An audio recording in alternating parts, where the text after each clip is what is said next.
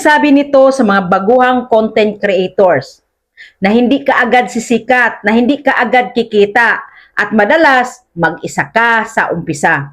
At kung naranasan mo yan ngayon, normal ka, hindi ka failure. Una, hindi talent ang unang kailangan. Akala ng marami, kailangan mo muna ng galing magsalita, galing mag-edit, magandang kamera, pero ang totoo, consistency ang unang requirement, hindi talent.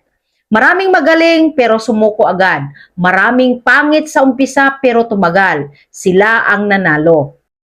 Pangalawa, walang manonood sa una. Ito ang masakit na parte. Yung first 10 videos mo, baka walang views. Yung first 30 videos mo, baka walang engagement.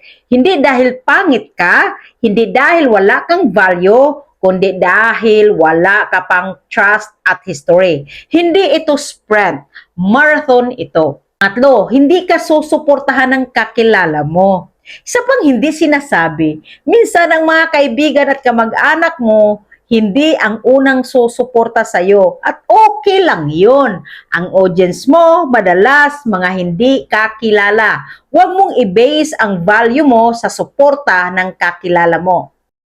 Pang-apat, mapapagod ka bago ka gumaling. Oo, tama narinig mo. Walang nagsabi sa'yo nito. Mapapagod ka muna bago ka gumaling. Mag-i-edit ka ng matagal. Magre-record ka ulit-ulit. Magpo-post ka kahit walang response. Pero lahat ng yan, training yan. Hindi sayang. Hindi wasted.